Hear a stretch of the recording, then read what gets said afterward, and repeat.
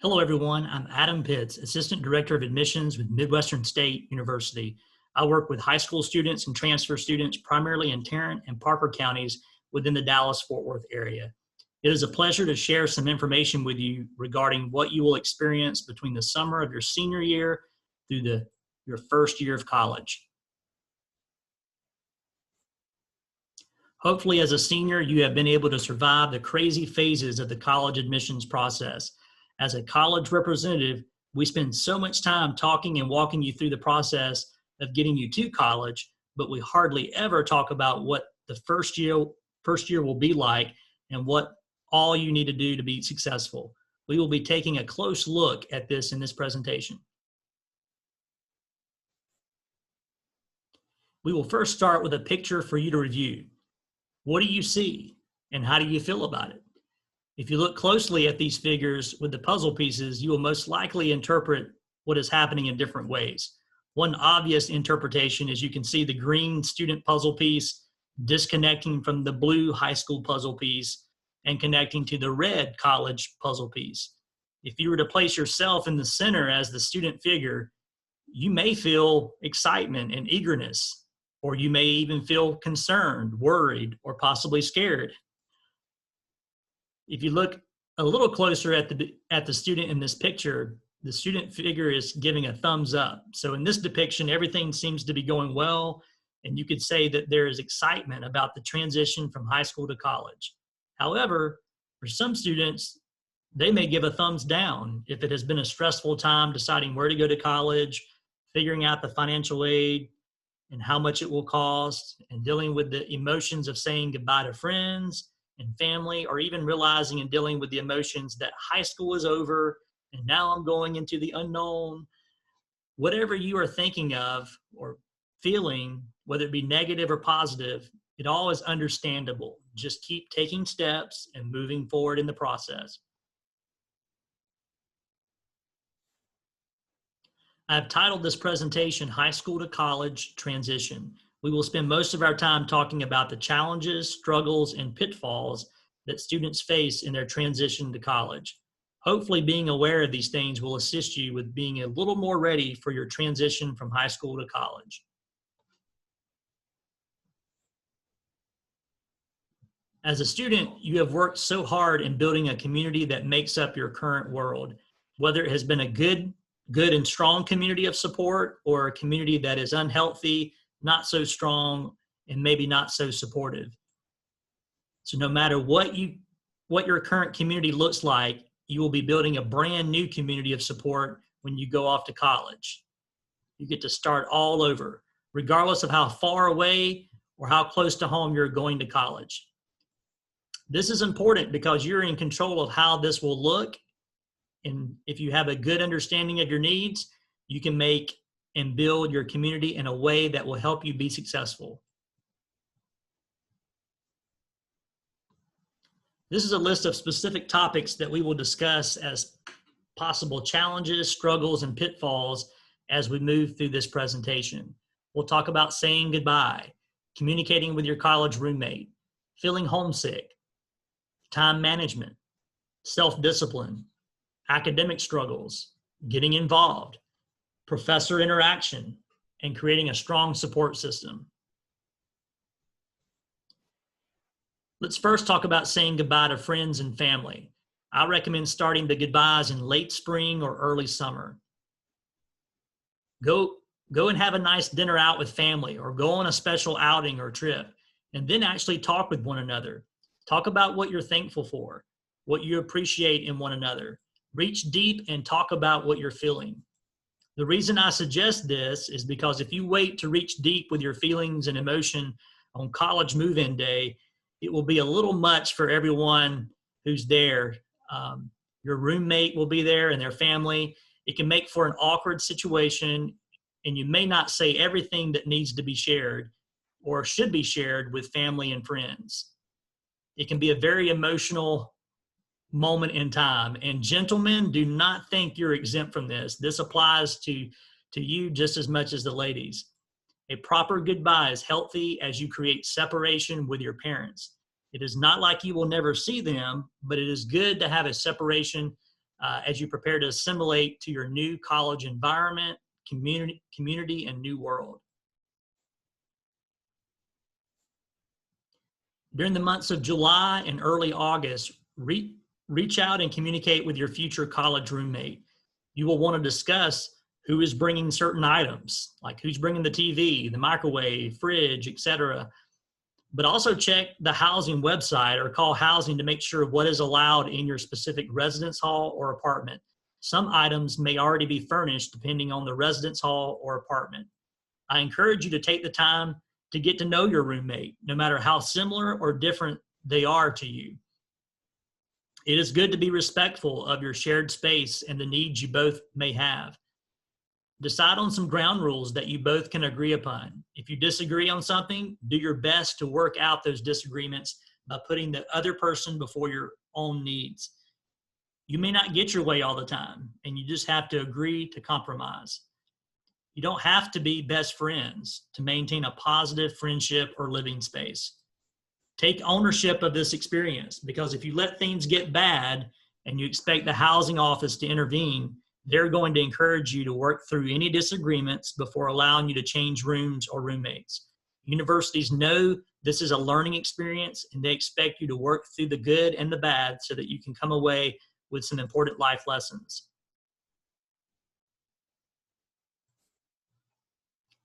There may be times in college that you feel homesick. I encourage you to push through and make connections with others. The homesickness will eventually go away. Set some rules for yourself. Meet and get to know the students around you, and get out of your comfort zone when it comes to events or opportunities you can be a part of. There are many social events planned for the first 3 to 4 weeks of school, including weekends. I highly recommend not going home in the first 3 to 4 weeks. If you go home, you will create a bad habit of going home every weekend or every other weekend, and you miss out on all the fun stuff. Do not be this person. If you will plan to stay on campus those first few weeks, you will meet people that you will potentially be friends with your whole life. And when there is not an event on certain weekends, you will have a good group of friends that you can hang out with. You may choose to go to a concert, go hiking, or enjoy coffee or ice cream at a local hangout spot. You will meet people within your residence hall, the people you share classes with, play intramural sports with, or through an organization, club, fraternity, or sorority. There will be many ways in which you will meet fellow students. Be intentional and take the time to do this.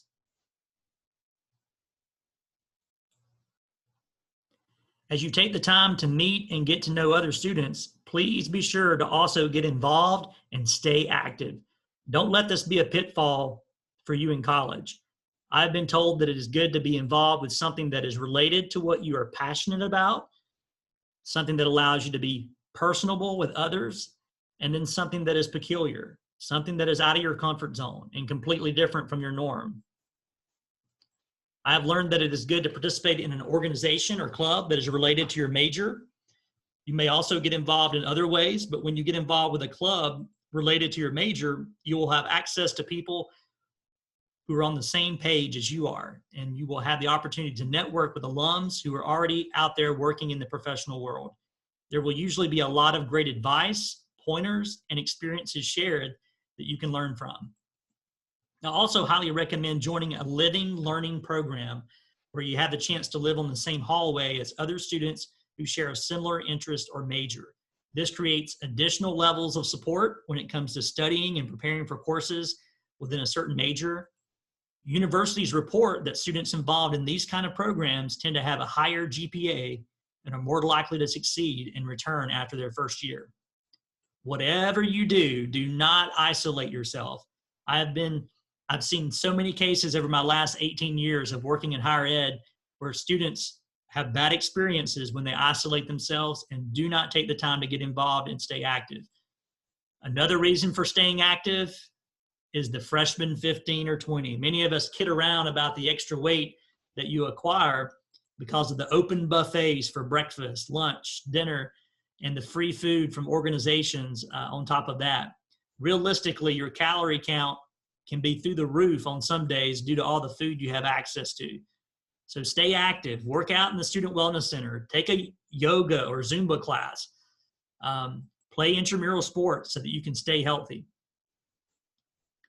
Take the time to get to know your city, town, and community.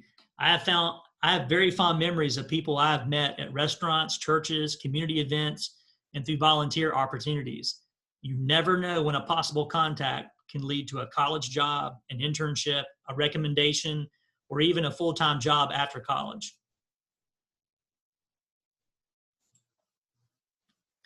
This slide gives a rundown of all the possibilities of being involved while in college. While I was in college, I was involved with an academic club, played ultimate frisbee and intramural basketball, and worked as a resident assistant where I was in charge of my hallway. By the way, many colleges will pay for your housing, meal plan, and pay you on top of that if you get hired on as an RA. My wife, who I met in college, was a music major, and she sang in various choir ensembles, participated in various musical productions, which are often open auditions for anyone who is interested. We also both attended various organization meetings and special university events. The more you get involved, the stronger your support system gets. While staying involved and staying active is important, you will also need to learn the art of self-discipline. As you start to get involved, you will notice that various clubs and organizations will ask a lot of you if you're not careful. Even friends may ask you to go out when you don't have the time. So you need to know when to say no. If you have a paper or project that is due or a test that is coming up, you will need to be disciplined enough to say no sometimes. And that is okay. You can say, hey, I really need to get through this week. I will catch up with you next week. And that is certainly okay to do. If you push yourself hard to do everything, then you find yourself missing class or being late to class. And that is not a good thing. I had a professor in college who challenged us on the idea of missing classes. She always said, why would you miss class when you are paying good money or even taking out loans to attend class? Your education is first and is the main reason you're in college.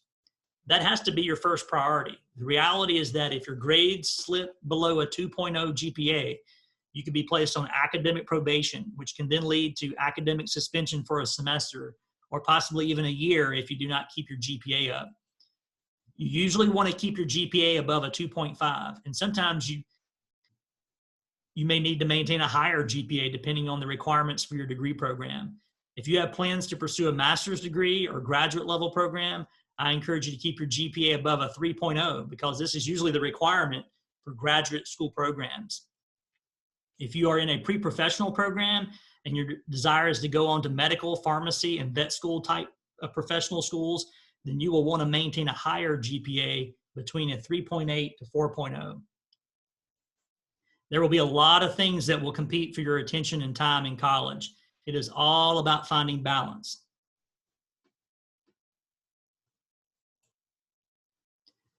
The one thing I struggled with the most in college was time management. If you were accustomed to balancing a very busy schedule in high school, then this may come easy for you. However, many students do struggle with this. The added element is that you're away at college and nobody is telling you how to live your life or telling you what to do. So the challenge is not letting the freedom go to your head. This requires self-discipline, time management, and creating balance in your new life at college. You may need to get a calendar or some way of keeping everything organized. I remember having dreams where I forgot an assignment or forgot to attend a class that I signed up for. I kept a calendar as a way to know what I had to do certain weeks, but also to know when to tell people no when I had certain things that were due. If you're planning to work in college, do your best to only work 19 hours or less per week. This may mean less money in your pocket, but the stats show that the more hours you work, the lower your GPA. This could affect scholarships that you currently have, or it could jeopardize getting scholarship money later in college. It could also keep you from really great academic opportunities with professors. The college classroom is going to be very different from the high school classroom. In most cases, you are taking notes or discussing a topic, and most of your work for the class takes place outside the classroom. You will definitely like the college schedule better than high school because you will be going from 35 hours of class time per week to only 12 to 15 hours of class time per week. Some days you may be done by lunchtime, or you may not even have class until the afternoon, depending on your schedule. Regardless of your schedule, you can see that there are a lot more hours in a week that you must manage well outside of your scheduled class time. Make good choices when it comes to time to study and when to go out and play.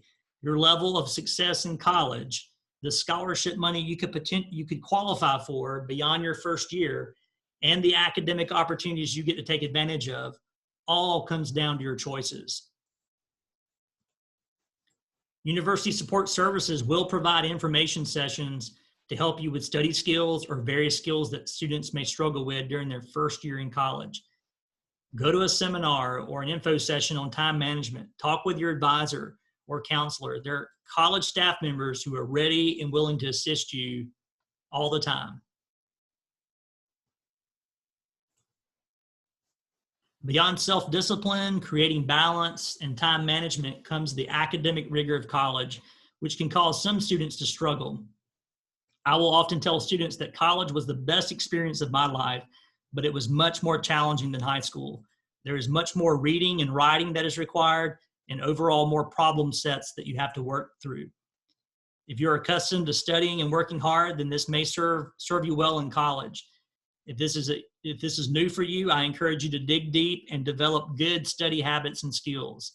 This involves taking good notes, reviewing notes, learning to speed read or skim through your reading while also retaining the information you read. Know your learning style.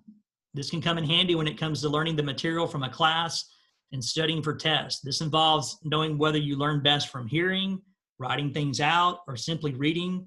Every college and university provides tutoring for extra help in understanding concepts. Supplemental instruction, where you receive further instruction from a student or a college staffer who is knowledgeable about a certain subject or course that you're taking. If you're not a great writer, you may want to visit the writing lab to have someone proofread your papers before you turn it into a professor, or visit the math clinic to get help from a student who's really strong in math. There is plenty of help available. You just have to take the initiative to ask for help. When I look back on my college days, the one thing I wish I would have done better was interact more with my college professors. There will be times when you need to engage and interact with your professors. Every college professor will give you a syllabus on the first day of class that highlights when assignments are due, the professor's grading policy, attendance policy, extra credit opportunities, and when they hold office hours. Make sure you read this from beginning to end, because all professors will hold you accountable to everything that is written in the syllabus. Many students are intimidated by college professors with their high achieving degrees or by the way they conduct class. Don't let this keep you from taking the initiative to march down to their office to interact with them. Don't let your first interaction with a professor be arguing over a grade. Instead, show a little interest in the subject that they have devoted their whole life to. You will have made their day if you simply show a little interest, and if you engage intelligently, then they will certainly remember you. This can make the difference in a whole letter grade in some cases. It could also allow you to get a recommendation from a professor as you get to know them. If you find yourself getting behind in a class, always ask for help earlier in the semester. It is usually best not to argue over grades, but to maybe ask for help or ways you can earn extra credit. Building connections with professors may lead to an opportunity to be involved with undergraduate research, which looks really good on a resume. Sometimes students are even paid a stipend for the time spent on undergraduate research. This could also lead to professors writing recommendation letters that you can include as part of your resume for jobs or graduate programs. This slide provides a nice visual of a support system that you can create for yourself when you go off to college. You can build a strong community around yourself as you take the time to get involved on campus, participate in living learning programs, make connections with fellow students and professors, and as you tap into the resources that are available to you. By getting out of your comfort zone and surrounding yourself with people, no matter the personal struggles or academic problems that come up, you will have the support that will keep you motivated during your time in college and the support to help you persevere through some of those challenging times in college. I may have given you a lot to think about, but I hope it just helps you be mindful of some important things to be aware of as you make the big transition from high school to college.